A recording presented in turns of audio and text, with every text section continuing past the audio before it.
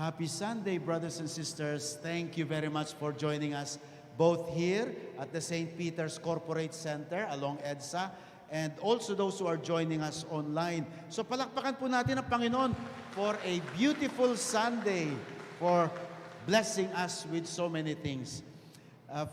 Well, our gospel today is a parable, no? And it's allegorical. And it mentions about the 10 virgins. Ilan nga yung foolish? 5. At ilan yung wise? 5. So 10 of them, no? Hating-hati talaga. Oo.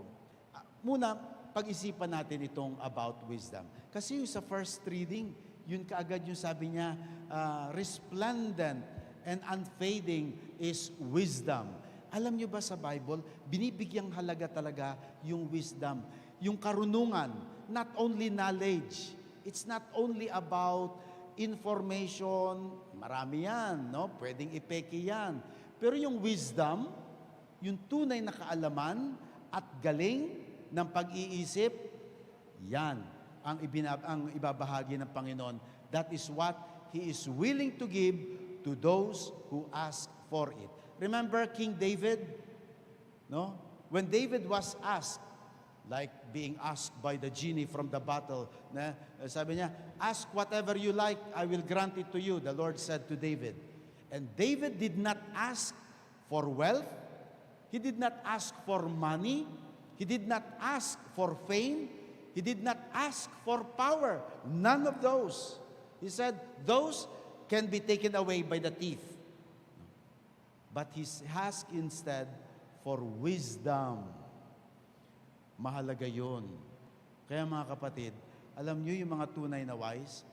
I'll just mention those who are truly rich and wealthy.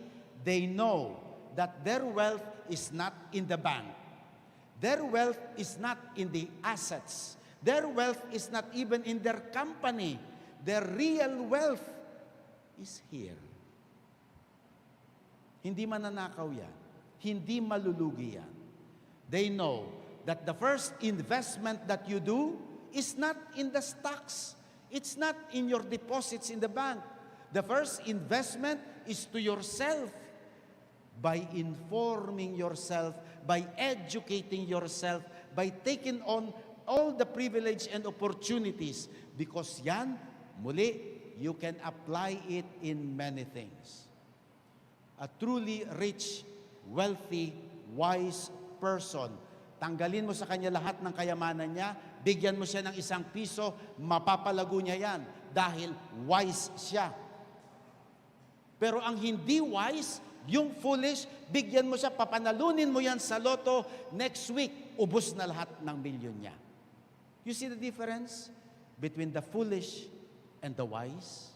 And that's why, brothers and sisters, kahit na tayo'y nananampalataya sa Panginoon, kahit may relihiyon ka, the Lord and the Bible is teaching us, seek for wisdom. That is really the real wealth. Now, we go to today's gospel. No? It's about these 10.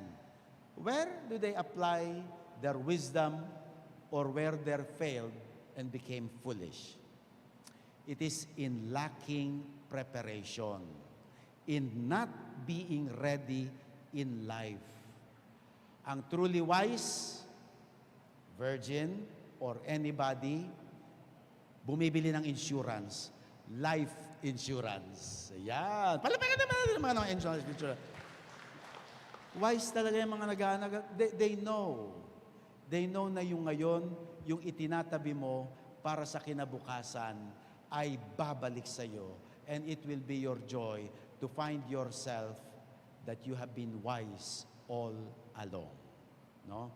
Insurance, napakagandang pamamaraan yan ng paghahanda para sa kinabukasan. Because as the gospel tells us, and practical wisdom tells us, sabi nga doon, for you know neither the time nor the hour. Hindi mo alam ang araw, hindi mo alam ang oras, and when that time comes, you better be prepared. And that's why Madami tayong nagse-save tayo, nag-i-invest tayo, bumibili tayo ng insurance. All of that because we know that you cannot tell what lies tomorrow. So you better be prepared. And this theme of being prepared sa eschatological, sa Bible, is because the Lord says, He will come one day. That much is sure. If there's anything more sure and certain in this life, it is what Jesus promised, I will come back. Na muli siyang babalik. No? Naku, naalala ko tuloy yung story when I was a chaplain in Hong Kong. Chaplain ako ng mga OFW. On a Sunday like this, I used to go from one churches to another, different communities saying masses. At itong exactly this gospel na to of being prepared. And after the mass, one OFW, kapatid nating OFW, approached me and said, you know, Father, I have something to share with you about being prepared, about being alert, no, na wag kang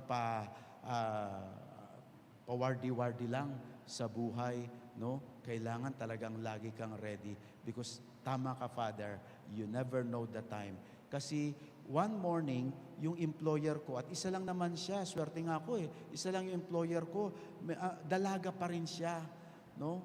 So dahil nag-iisa lang siya sa flat, dun sa kanyang apartment, at maganda naman yung kanyang trabaho, shopaholic siya. Alam mo shopaholic?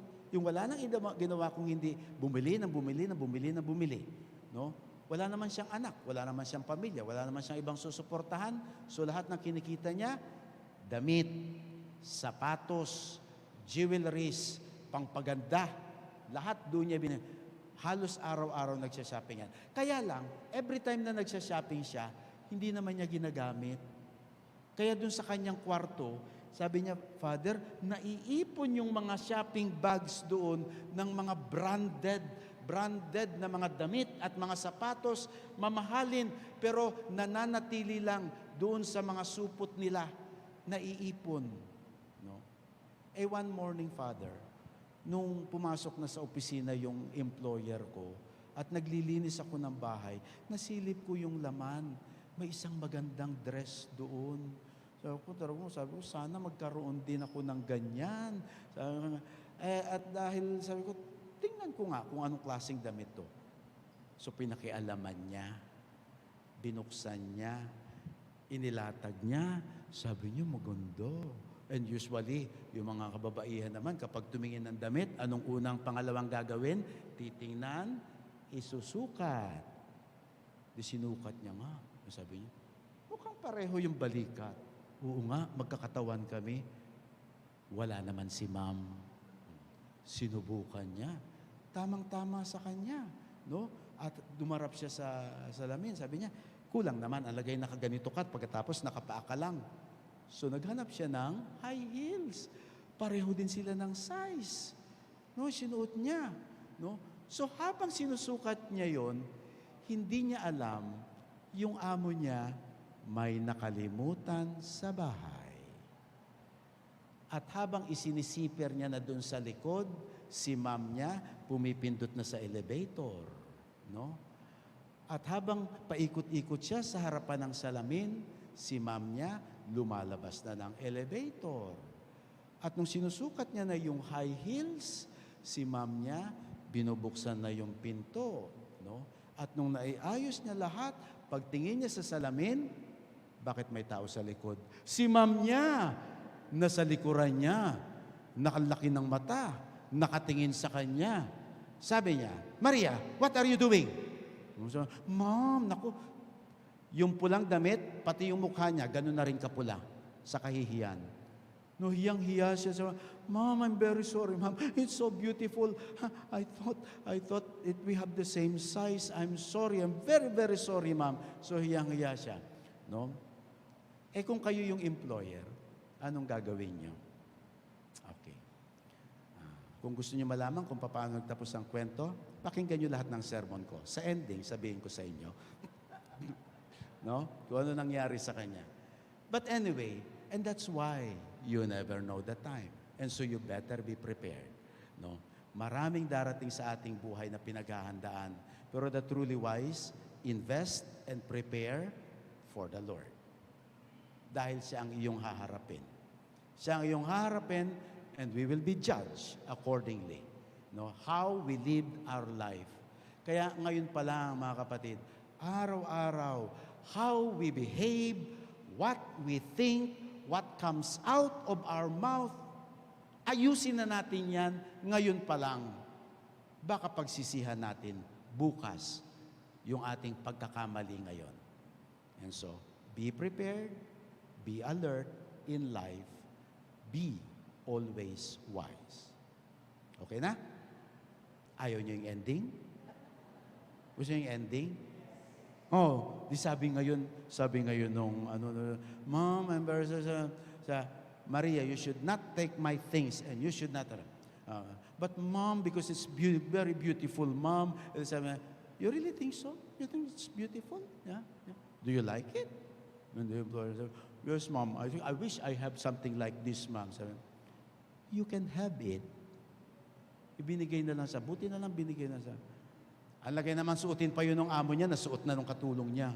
No? So binigay niya na lang. And so, it turns out to be a happy ending after all. But still, the message, be awake, be alert, be wise, be prepared. Thank you for joining us. View our past broadcast on the St. Peter Community YouTube channel and St. Peter Community Facebook page. Don't forget to like, to share, to subscribe, and hit the bell so you can be notified on our upcoming activities. Maraming salamat po at laging tandaan, unahin